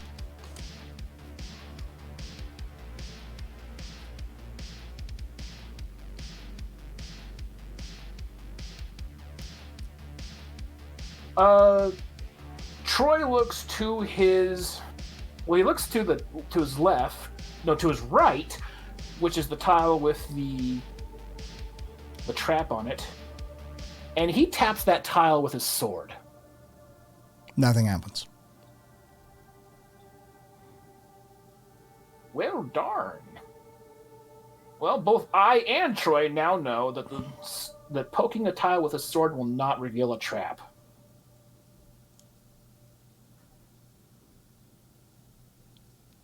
Well, Troy instead goes now 1 step behind, 1 step down.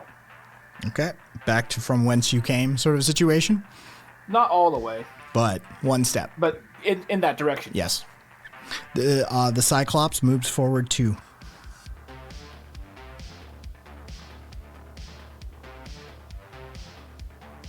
For anybody viewing this, the tiles seem to be about the size of 5 feet.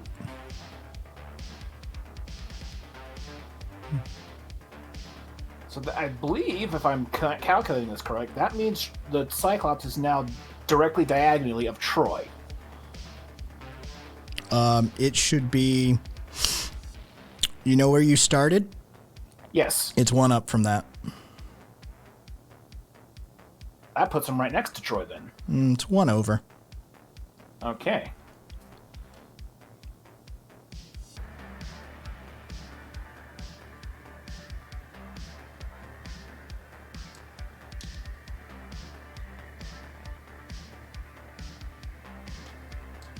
Troy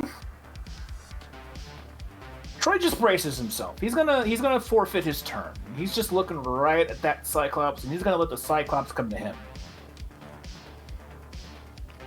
The Cyclops continues to move forward 1, and then towards you 1, and is now on a diagonal to you. Is Troy able to attack the Cyclops from this position? Nope.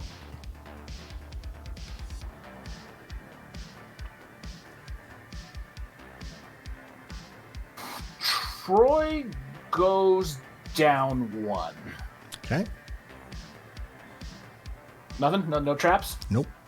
Okay. And with his 3... So he can attack 3 times now, right? Mm-hmm. He's going to attack the Cyclops 3 times. Give me your roll. Give me your first roll. First attack is -2. Wow, great.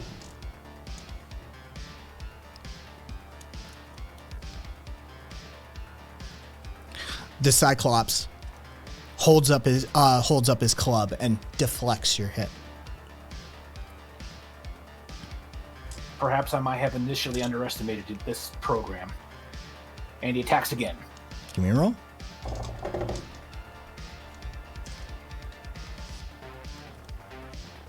+1.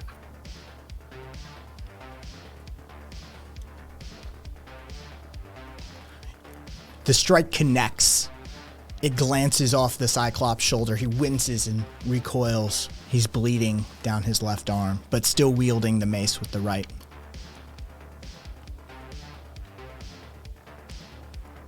The level of detail in this simulation seems unnecessary. This is not a living creature. And then he attacks one more time.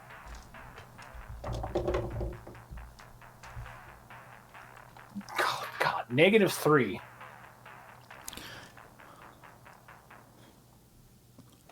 Boom! He gets the mace up. He gets the club up, and it glances that sword as it comes down towards him. What would have been potentially a fatal strike down his midsection gets shunted off to the side.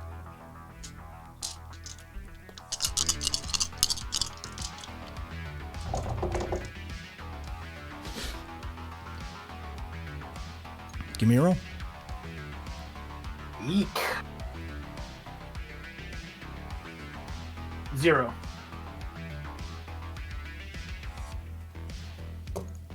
Sir Troy, the gallant knight, holds up his sword as that club comes down towards his head and manages to ting!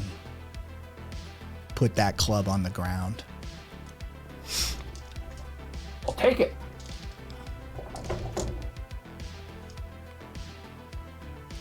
He recoils and swings for your feet. Give me a roll. Oh no. -2.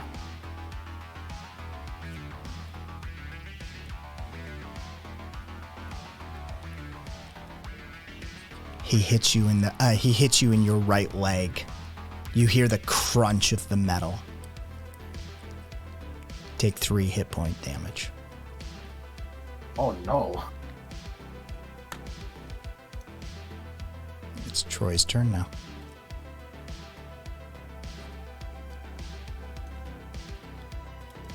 Just barely, Patty. Well, damn. Troy's in a bit of a bind. He needs some time to think for a moment. So he's going to go up 3 spaces.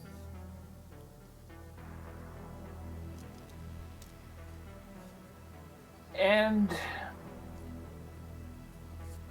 yeah, he's just going to go up 3 spaces and turn around and wait for the Cyclops to approach.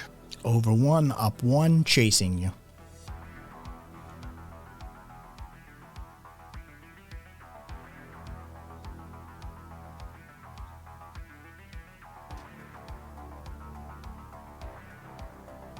Alrighty, so that doesn't put him next to me, right? Nope. Okay.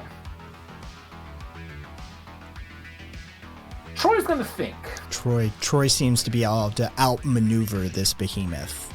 Yeah, something like that. Either outmaneuvering them or at least buying some time to think and strategize.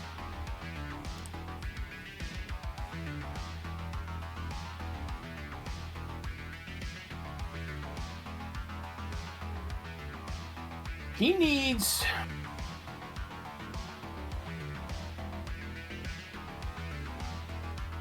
He's going to pull up his deck, and he's going to do some searching. What is this? The Skulls and Cyclops game? Chambers and Cyclops. Chambers and Cyclops. I'm going to write that down.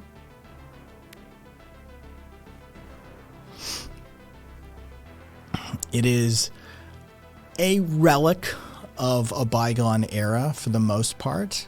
These days, this form, though people do participate in what was once known as tabletop RPGs or tabletop role-playing games.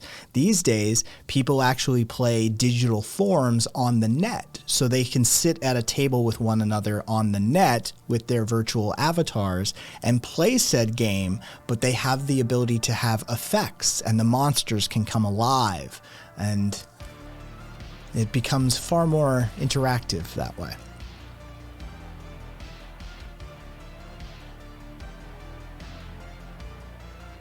What can you look up about that? How do the stats on this game work? A Cyclops character. Every character has a stat block associated with it. The Skeletons had a stat block. The Cyclops has a stat block. All of this is available in the creature manual. What are the stats of the Cyclops? Attack +3. Defense +2, AP 2, original HP 5.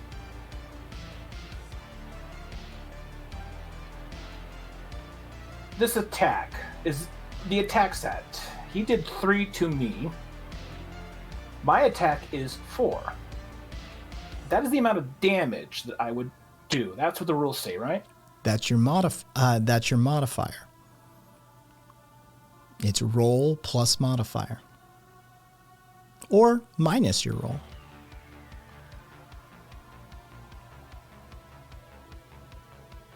Troy's a machine. He lives and breathes code. Could I maybe spend my last fate point? Maybe modify some of my stats? I like it. What do you want to do? All right.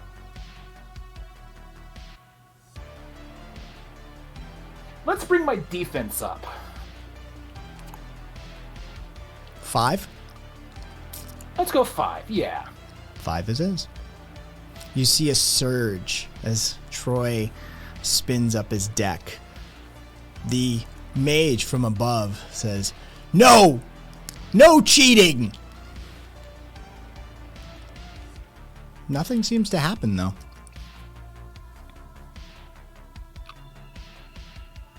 I failed to see how this is cheating. My perspective, this is merely strategy. And now Troy just hunkers down. He's gonna wait for that Cyclops to approach. Cyclops moves 1 square and attempts to attack Troy.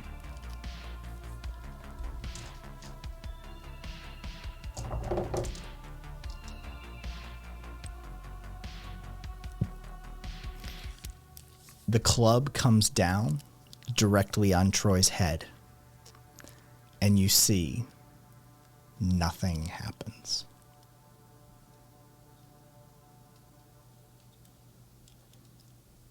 All right, well, Troy, now that since he forfeited his match, he now has 4 attacks that he can just do.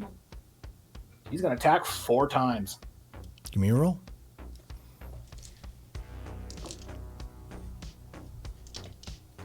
Zero.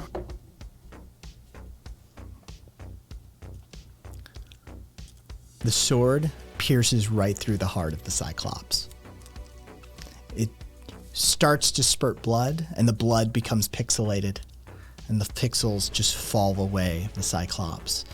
And the mage goes, "No!" White. Troy finds himself in a control center of sorts.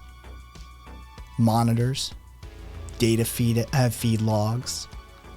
You can see on the screens in front of you security cameras for not only a residential apartment building, but inside a single apartment. And inside that apartment, you see a net runner. You see a net runner's chair. You see screens and feedback that matches the screens and feedback on your screens. What do you do, Troy?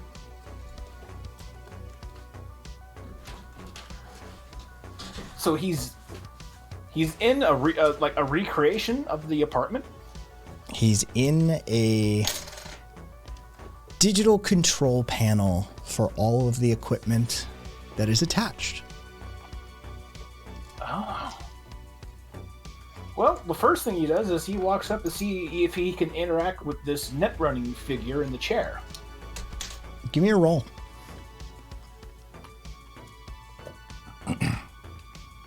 +1. What do you do? Well, the first thing, Troy just attempts to touch him, and while touching him, he says, "Excuse me, are you the figure known as Null Mage?"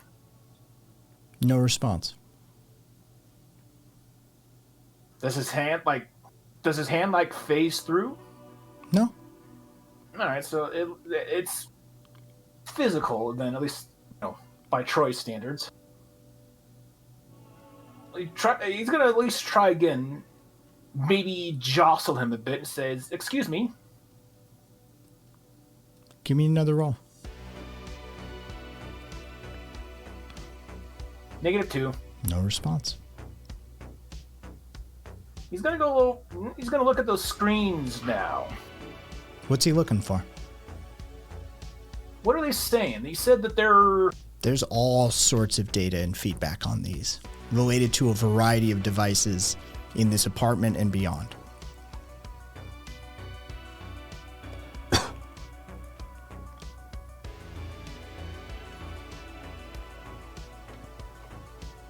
Well, he's just gonna peruse them real quick, see if maybe he could spot some keywords like Null Mage, Club 2600. Stuff like that. You don't even need to roll.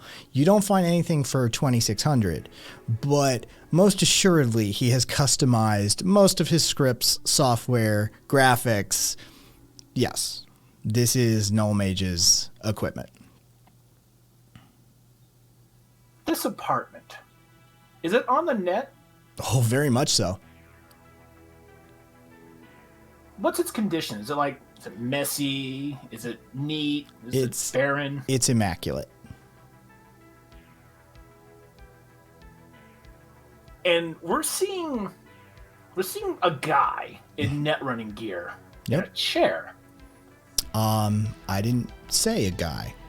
Oh. What are we... We're seeing someone. A girl, then?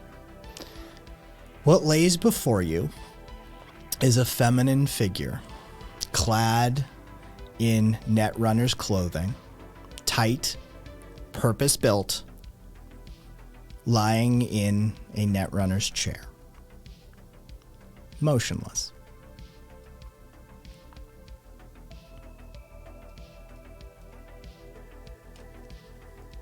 Can Troy investigate the body? Is there anything going on? Is the gear running? Can he even get biological stats off of this? Give me a roll. -2.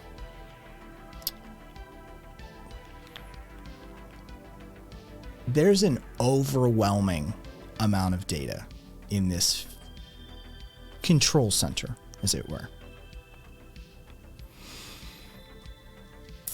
Troy, having just learned how to baby step Netrun, having just been transported through a perimeter defensive piece of software, having hacked his way through successfully 2 doors, building skeleton keys along the way, avoiding a iris monitoring piece of software.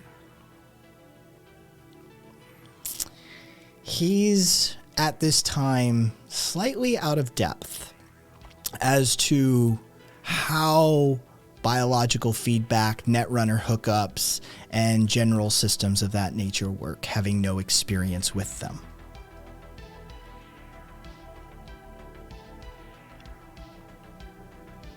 Yeah, I'd say Troy. This is a little confusing for Troy. He'd never had any idea how the humans net run. Yep. There's a device over her eyes, right? No. So she's just kind of looking like a comatose person in a chair? Merely lying there, eyes closed. Troy puts a finger on her neck. Anything biological signs, like, at all? Give me a roll. -1. Nope.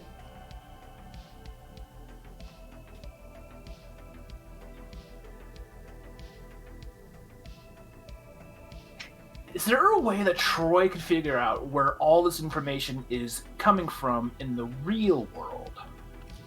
Give me a roll. -1. But this is not an investigate. This is a hack roll you've just done. Yes. Oh, yeah. You know exactly where this apartment is.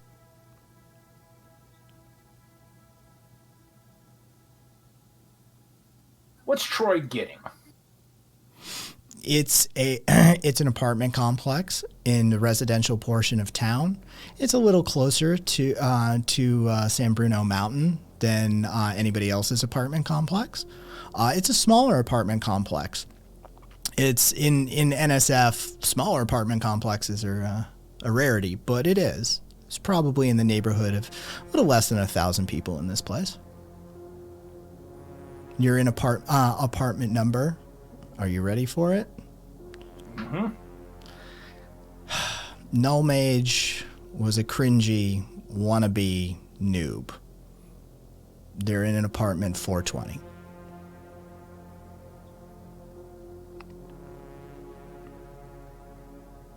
Hilarious.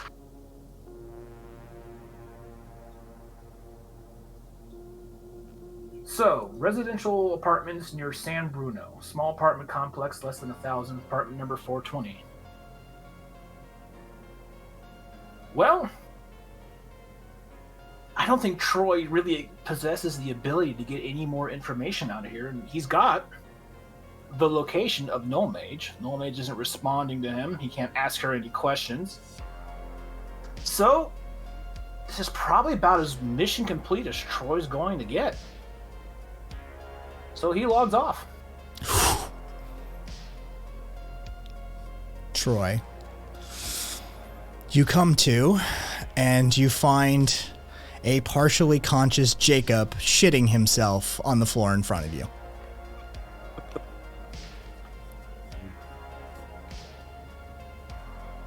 He takes a moment to just process this, because on top of just what the fuck he went through, all that shit, he's processing that, and now he sees one of his friends lying halfway catatonic with fecal matter streaming out of his ass. So after he's just, Jacob, are you alright?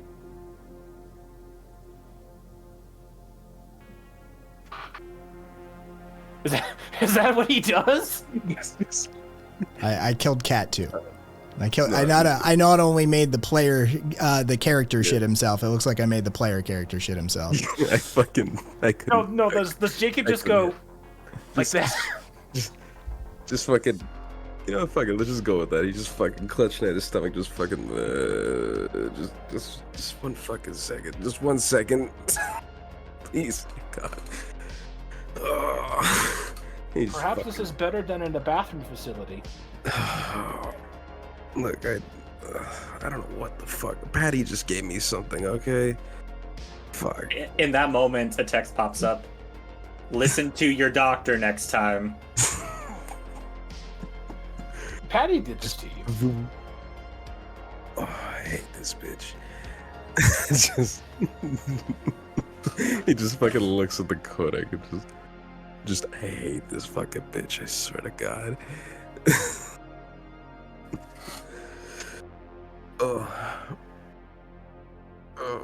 Well, what'd you find out?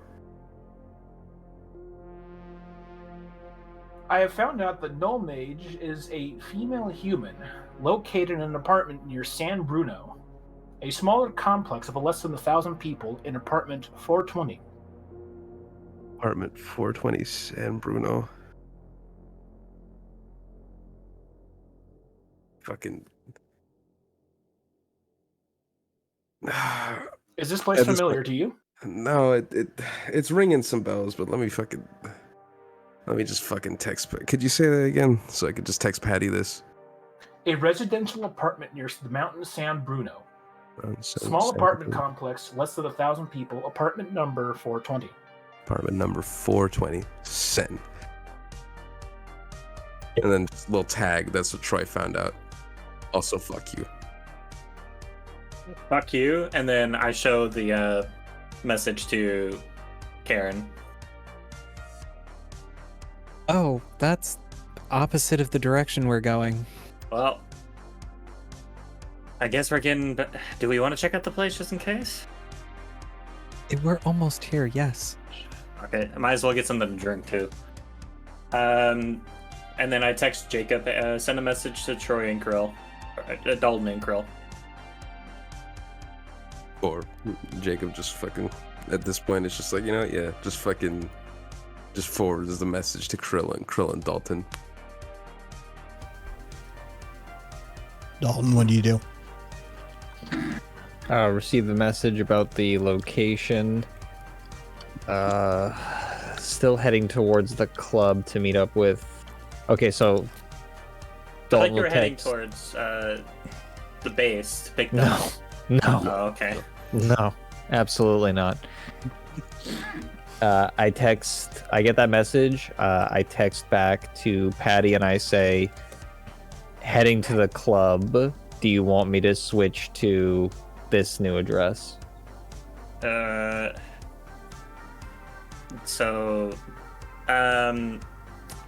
give us 10 to get the vibe there, and then we'll meet you outside. Dalton looks at the codec for a second. Okay, I guess. Keeps on driving towards the club. Patty and Karen. As you approach, boom goes the firewall. Small hole in the wall sort of shop, sandwiched between two larger retail spaces. Just a single door, and you can tell this is a narrow space. Just BGTF over the door.